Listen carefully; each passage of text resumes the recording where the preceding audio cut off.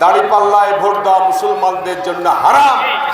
জামাত যে ইস্তেহার ঘোষণা করেছে, সেই ইস্তেহার সেকুলার ইস্তেহার, ধর্মনিরপেক্ষ ইস্তেহার। বিএনপি চাইতে কি আর আপনার ইসলামের বড় সেবক অন্য কোনো দল হতে পারে? আজকে বাংলাদেশের শীর্ষ আলেমরা বলছে দাড়িপাল্লায় ভোট দেওয়া মুসলমানদের জন্য হারাম। এটা কোনো ইসলামী দল নয়, একেবারে পরিষ্কার কথা, আমার কথা নয়। গতকালকে জুম্মার নামাজে বিভিন্ন জায়গায় জামাতি মাওলানা বিভিন্নভাবে ইনিয়ে বিনিয়ে খুতবা দিয়েছে এবং জাতীয় মসজিদের খতিব গতকালকে ঢাকায় বাইতুল মোকাররম জামে মসজিদে ইমাম সাহেব খুতবা দিয়েছেন। আমার কাছে তার ভিডিও আছে। উনি কি বলেছেন? শরিয়া আইনকে না বলায় জামাত কোনো মুসলমানদের দল হতে পারে না।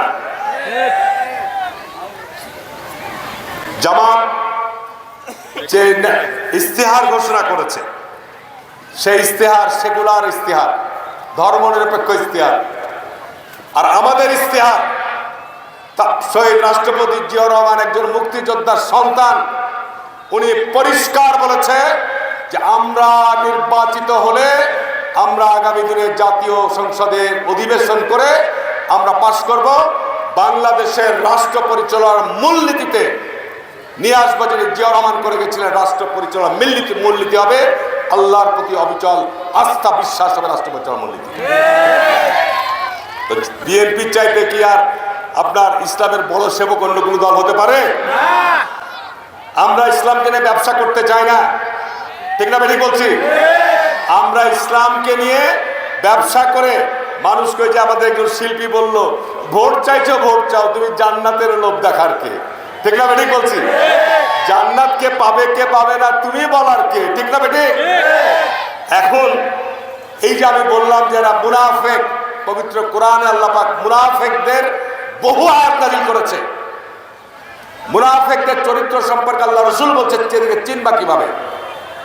এদের চিনার মধ্যে প্রথম যেটা দফা, সেটি হচ্ছে যখন কোনো কথা বলবে মিথ্যা বলবে। এটি হচ্ছে মুনাফেক চিনার নিয়ম, আপনার সবচেয়ে বড় পরিচয়। আজকে জামাতের শীর্ষ নেতা জনাব ডাক্তার শফিকুর রহমান,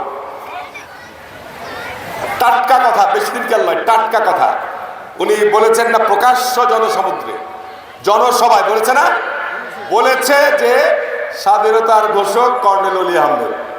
ঠিক না বেঠিক? কথাটা কি সত্য না মিথ্যা? তাহলে জামাতের আমির যিনি প্রধান, তিনি যদি মিথ্যা কথা বলে তাহলে দলটা মিথ্যাবাদী হয়ে গেল না? আমি একটা কথা বলছি, আমাদের লতিফুর রহমান চাঁপাইনবাবগঞ্জের, আপনার যখন আমরা ভোট করিনি তখন এমপি হয়েছিল, তাই না? সে বলেছে আমি নাকি 4 বছরের দণ্ড নিয়ে ঘুরে বেড়াচ্ছি, আর 50 লাখ টাকার দণ্ড নিয়ে নাকি আমি ঘুরে বেড়াচ্ছি। যদি আমি এই জনসমক্ষে বলে গেলাম, যদি এর কোনো তথ্য প্রমাণ ডকুমেন্ট দিতে পারে, আমি নবাবগঞ্জে জুতার মালা নিয়ে ঘুরব।